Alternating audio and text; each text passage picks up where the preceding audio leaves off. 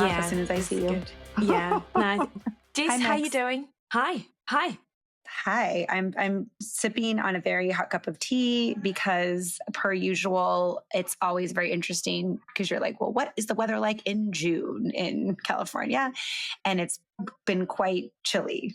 So, 2 weeks ago I was melting into the ground, Yes. and now I'm having a cup of hot tea with a black sweatshirt on and not Aviator Nation, and with just like a very kind of chilly breeze. And I was just thinking about that I'm a little bit cold, but I'm also happy that I'm on the other side of I had a procedure today, and I'm feeling probably a little out of sorts from that.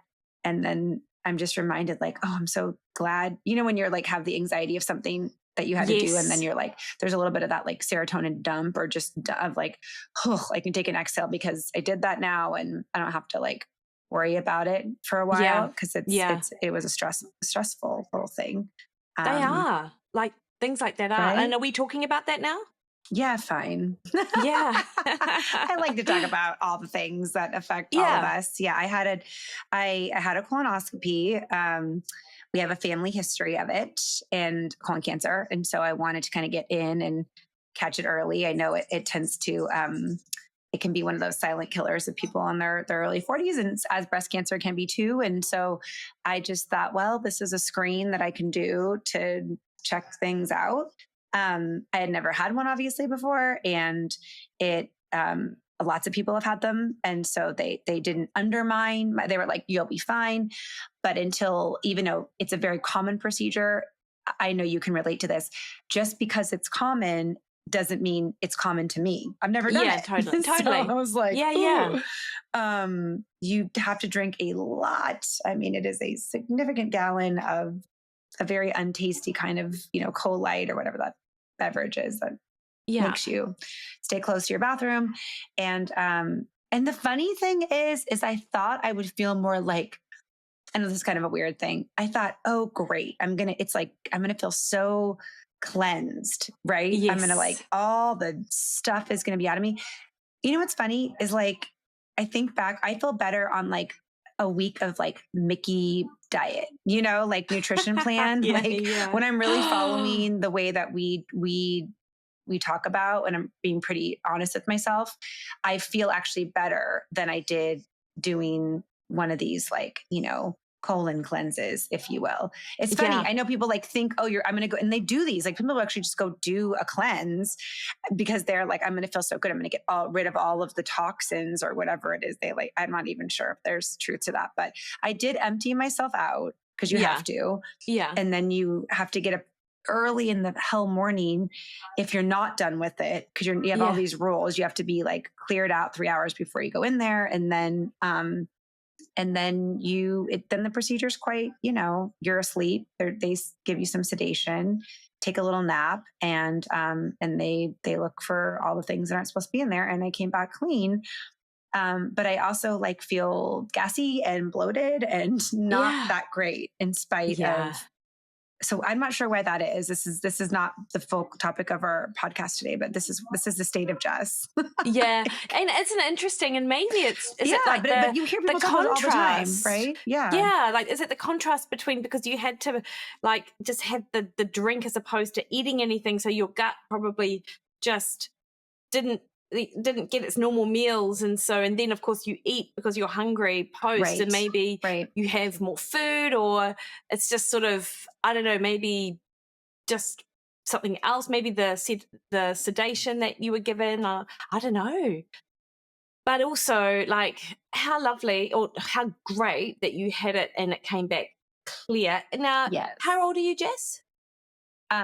45. So I think you have have them when you're, technically, I think this is like the age where they're going to be like a little bit, likely to give them to you, but they're still not totally excited to clear it. I really had to push on the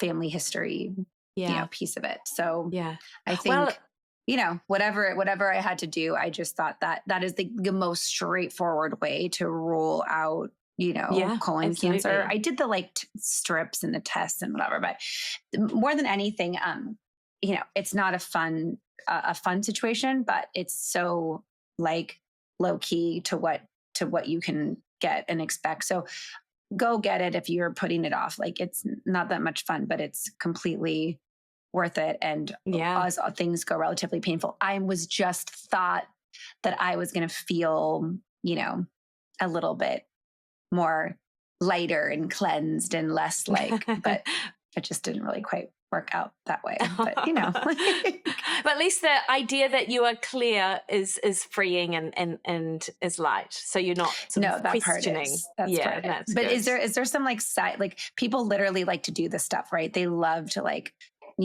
crap their brains out some days just so like because they think I'm just going to feel so much. What is there real Is it truth an to enema? that? Well, I mean, it does clear things out, but the idea that you clear toxins out, I don't know, your body's clearing toxins all of the time, isn't it? Like, isn't that what your liver does? It's a detoxification. I think so. Isn't that what your kidneys do? They do. And yes, of course, some people have genes that help turn up or turn down their detoxification pathway. So some people might not have as clear, but I think those people, they sort of know who they are. They don't tolerate caffeine that well. They don't tolerate alcohol that well. Like they're sensitive to medications and things like that. But there are people who go and get those enemas, aren't they? Like, is that what you call them? Like, isn't that like a bit of a flush out of, I don't even know what it is. I have that's hesitated. What they do. It's like a flush out or something. Yeah. So I'm like, okay. People feel great after that, apparently. But I mean, I wouldn't want to do it myself, to be honest. I have some detox tea. I've got, whatever. I guess I think I'm just happy to feel like regular, but now I feel like almost like it was like so much. And then you just eat your regular meals and stuff. And then it's like, it's quick to feel a little bit, crazy, but it's a good lead in actually, because people do all these things in hopes of feeling lighter or feeling, a little bit better. It's the things that we do to come to a point of feeling, satisfied with our bodies, or kind of what is the definition of that for us, right? What is body satisfaction? I mean, it's a very big topic, I guess, but little things like that made me think about it. Like, oh, I'm going to feel so much better. I'm going to do this, and I'm just going to like feel so light or whatever. You know what I mean? If I do that. Yeah, and such a good point, like, and a great thing to talk about, because this comes up a lot in my programs, which like the ones that I help out on with, like Haley and Haley Happens, but also my own programs. Like people, they come in with very clear body composition goals, and if they meet them, they're not happy with the end result. Like they expect that they're going to have this, that they're going to have much more self-acceptance and quote unquote love their body, or at least like it a little bit more. But instead, what can happen is that people start to notice other things, like an increase in cellulite because the fat cells shrink, or the skin that was plumped up with fat is now a little bit loose because you don't have the fat in the cells anymore, or fat doesn't get redistributed, but you don't lose, like the way that people lose body fat isn't linear. Like it's not like just some people lose it evenly off their body. Some other people struggle to lose it in certain areas versus others. So all of these things mean that the end result of what you expect might not always live up to your expectations, and then you struggle. You're like, I expected to feel better about how I look because I've reached my goal, but I don't. And I think this is where the work has to happen. I mean, but like little things, like even just repeat the cellulite again. Like that's so fascinating. Some people like, oh, I don't want cellulite on my body. Like all the things that they want to rid themselves of, right? Yeah. Like the spot tree, we get that a lot. But explain one more time. So like when the cellulite goes away, because you can get rid of some of your cellulite, then what happens to the body? Well, what happens is that if the skin is looser, then cellulite will look more visible, because it's a structure thing. It's about your fascia underneath your underneath your skin and your subcutaneous fat, so the fat that's stored under your skin. So as you lose the fat, those cells sort of shrink. You don't lose the fat cell, but the cell itself shrinks. Yep. And then that can sort of dimple a little bit in the presence of looser skin, because we are all older. Then it can look sagging and a little bit more like you've got more cellulite, which is literally just normal. But you aren't going to transform from a 48-year-old woman to a 28-year-old body just by losing the body weight and gaining some muscle. Like our skin's just not as elastic. We've got these fat cells that have been just sort of have shrunk but are there. Like you don't lose fat cells. They're always going to be there once you have them. So your desired shape isn't necessarily the outcome, despite the fact that you may weigh what you wanted to weigh on the scales, or you do have intermittent satisfaction and you are happy, but it's not like, but you can sort of, you're not left as happy as what you anticipated you were, I think. And that's a problem.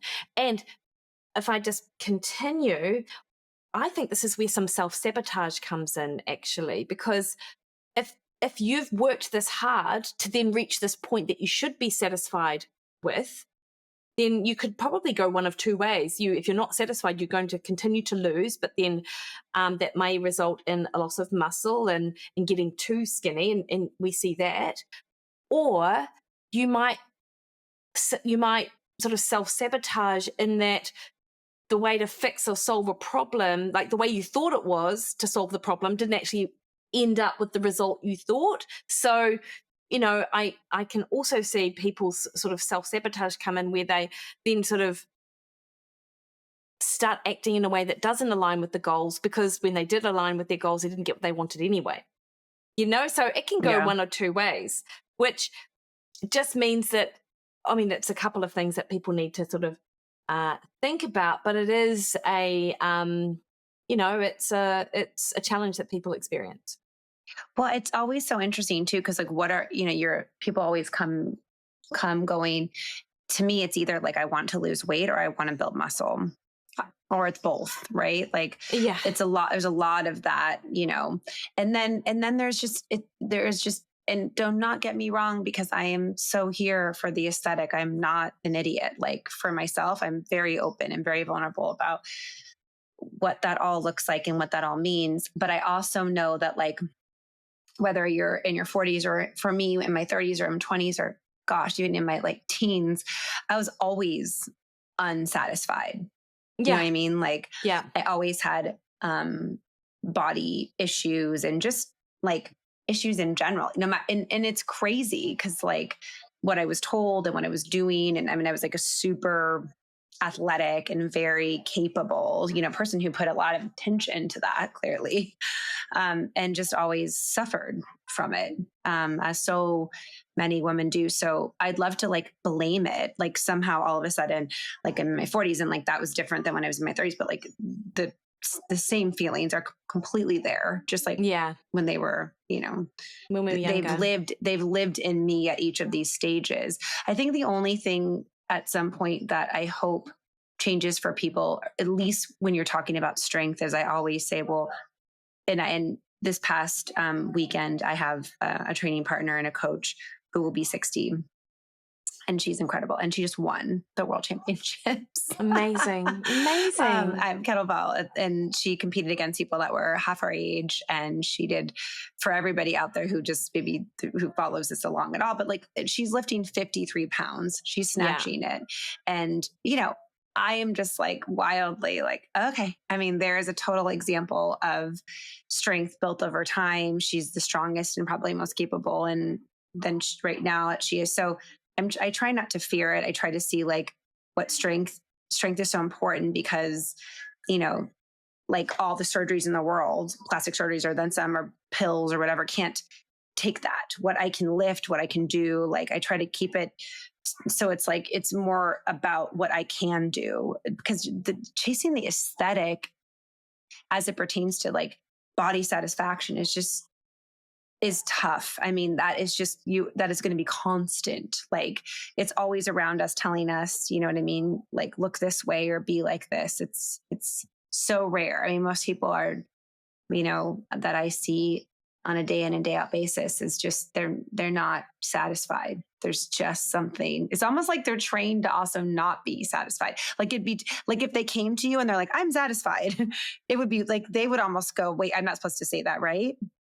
You Yeah, know? I know what you mean, because to admit that people might almost think that that's arrogant, or Mm-hmm. Mm-hmm. it's, you know, like it's a bit self-absorbed, or I don't Yes. know, self-obsessed. But like, Yeah. and maybe part of it is that because, well, I think a lot of it is, you know, the diet and the exercise that you have to do to get to your goal. I mean, Yeah. it's simple. It's not easy, but it's simple to implement.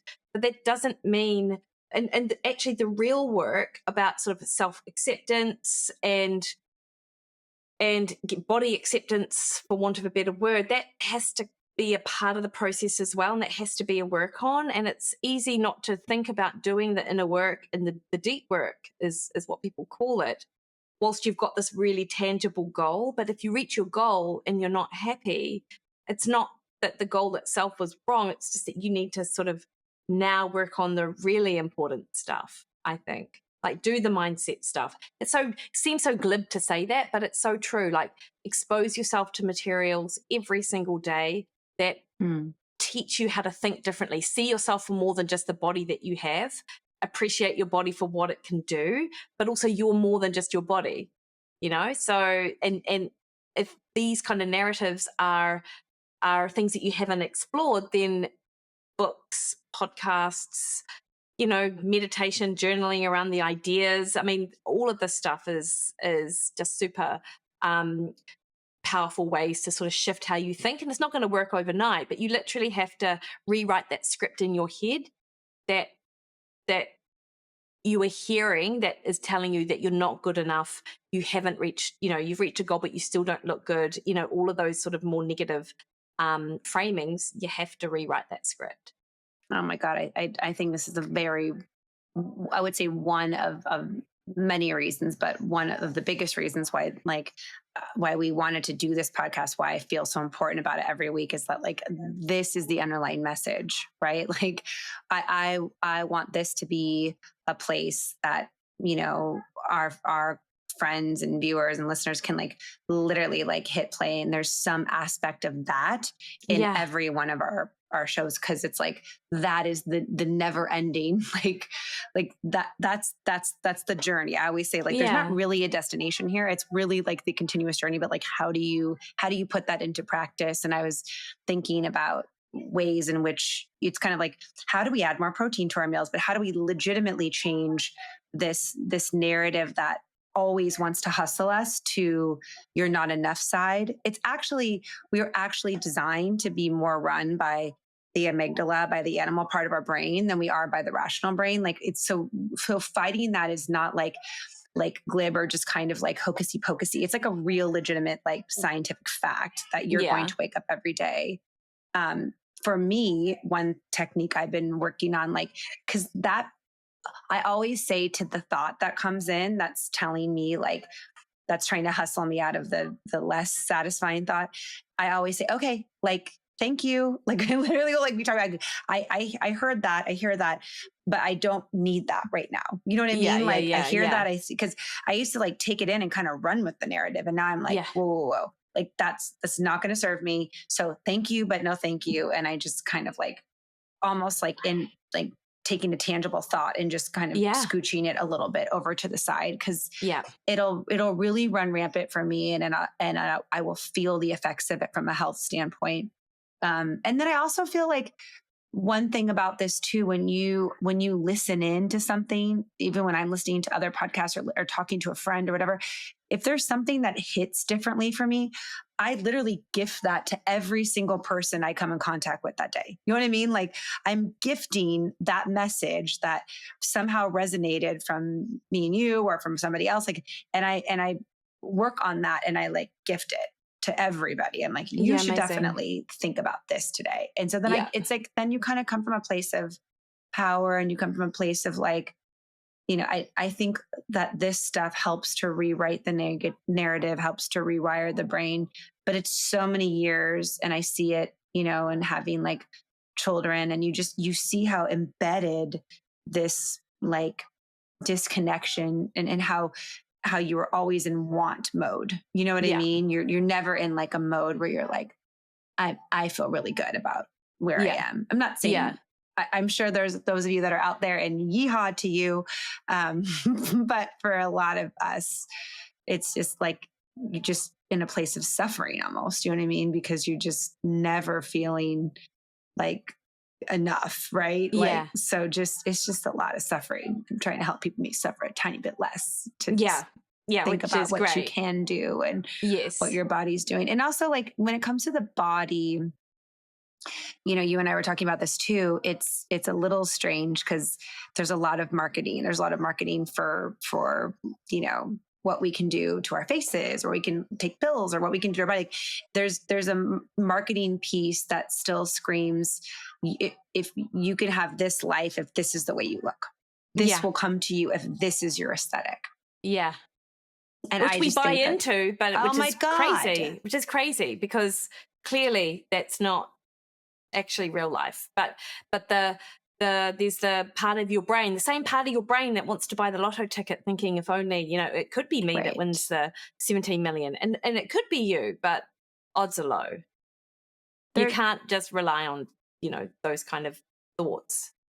And I've always, tell me if I'm wrong here, but like, even if I came to you 6 pounds lighter and, a little more Botox or filler or whatever the hell, or a facelift even, like, you still would get something out of this exchange based upon how I made you feel. Like, you still return to me in this presence in our relationship because you're like, well, shit, every time we do this together and we're around each other, like, there's something that emanates, there's a deeper connection between us. Like, it's like that gets more and more hardwired into our relationship. So really, I'm not saying that the other stuff it isn't important to me, because it 100% is, but it's still how I'm going to make you feel at the end of the day. You know what I mean? Like, it's totally. That is literally like, you're like, when you're with me, you get off and you're like, oh, I like what we talked about. Like, actually, when you feel, I liked the connection.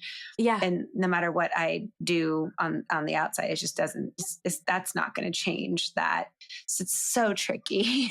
I know. It's like, that is actual, I know what that means. I know this, I tried to know the science around it, but I don't know what it'll take. The question is still the question, right? Where do you find just a little bit of sense of comfort and self with your body? When are you just a little bit more satisfied? Maybe you'll never be fully. I may not, but are you 2% more than you were?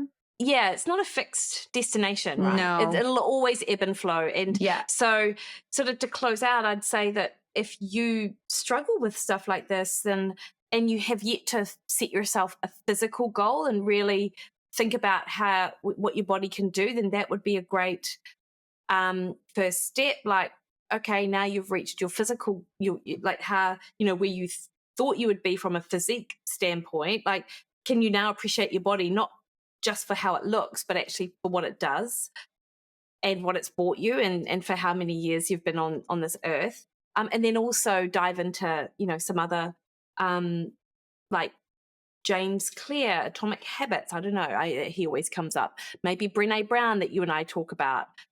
Gretchen Rubin, The Happiness Project, like 2% Happier with like Michael Esther. Like, there are loads of people who put out this content that allow you to appreciate just bigger things and feel more at peace with who you are, but don't expect it to happen overnight, I suppose. No, I that's why the 2% Project is the name of the book, right? Because it's like, if we're making it's the same, everything that we're doing is just incremental. Like, they're like, I literally, like, success now for me is not about like the big win. You know what I mean? It's literally that I did like small incremental things consistently. You know what I mean? Like, I really go, okay, well, you know what? Like, maybe your exercise wasn't perfect in the last 2 days, but you moved. You know what I mean? Like, you didn't just like lay down, you walked, or you did. So to me, it's like doing that small thing over time consistently so that the habit is embedded, rather than look for this illusion of perfection, because it doesn't even exist anyways. But I think one thing to add to body satisfaction is like super important. And somehow, I don't know who was talking about this week, but like, it's so important to differentiate like the like emotion behind something and just the action. Like, you know what I mean? Like right. You like, don't let the emotion override the showing up piece. You know what I mean? The consistency piece, small little bit over time. Like that really does count. It's not this like huge thing that we're working to get to. It's just incremental, and it's consistently incremental. 100%. Right. 100%. And also find the people like this, like find your Mikki, find your Jess, find the people that are like going to sit with you and talk through, and really listen to the crux of it. Cause often it's not just about one aesthetic thing. There's obviously a lot more thing that makes up that feeling. So explore it, be open to exploring it. There's no right or wrong way. I think the people that are willing to explore and think about why they feel certain ways and how it manifests are really powerful people to me. Yeah, I agree. What are you grateful for today? Today I am grateful for my sweatshirt that is keeping me nice and warm because it's winter here, and it's my New York Marathon sweatshirt, which I love, so I still fit into it, which is great. So something completely like seemingly like small and like not even worth mentioning, but hey, I'm really pleased I've got it. I think that's where my brain's at. We had a conversation about it last week when we both showed up in our Aviator Nation sweatshirts, and we had the first 10 minutes of our conversation was just literally about like, when I put this on, I think of you. When I put this on, it inspires me to think about all the things that we can do. So I think that there's a lot there in the story, right? The sweatshirt isn't just a sweatshirt, it's a sweatshirt with a story. And what are you grateful for, Jess? I'm grateful for you. I'm grateful for our podcast. I'm grateful for what we can continually bring to each other's lives and then to others. I'm grateful. There's a lot of gratitude for me today because I'm grateful that I got to the other side of the colonoscopy because I was super nervous about that stuff. I mean, for being a person in the health world, like I am humbled by health every day, which I think is why I keep doing what I do. I'm so humbled by it. So I'm like, yay, like it's not a Pollyanna thing for me. Like, I'm like, cool. I woke up, I'm healthy. I got through these procedures. I don't think I'm Superwoman. Do you know what I mean? Like, I never know I don't know. Like, what if I'm the person that has a reaction to sedation? I'm not sure. Right. Like, I'm not above any of it. So I'm always grateful for like coming on the other side of them and then doing them. And, I'm grateful for the reminder that it's a little bit every day and it's incremental, and to not like try not to beat myself up too hard. I like to beat myself up relatively regularly. So I'm just working on like lessening that a tad bit more because, I think I bring things to the world that no one else can bring. So 100%. If I keep beating myself up, I'm not going to be able to use my gifts. So here are my gifts. There's nobody like me, truly. So there's some amazing people in the world, but there's nobody quite like me. So let me just keep doing what I do. So I'm grateful for that understanding, and thank you for being part of my universe. Love it. Stay all right, Jess. warm in the winter time, or come to California and be with me. We can cuddle up and have tea and be a little bit less cold in this California summer we're having. But I'm actually happy. I'm happy I'm not melting to the ground. Like, yeah. Wait a few weeks and that might change. Wait a few weeks and that might change. Yeah. Bye now. Bye.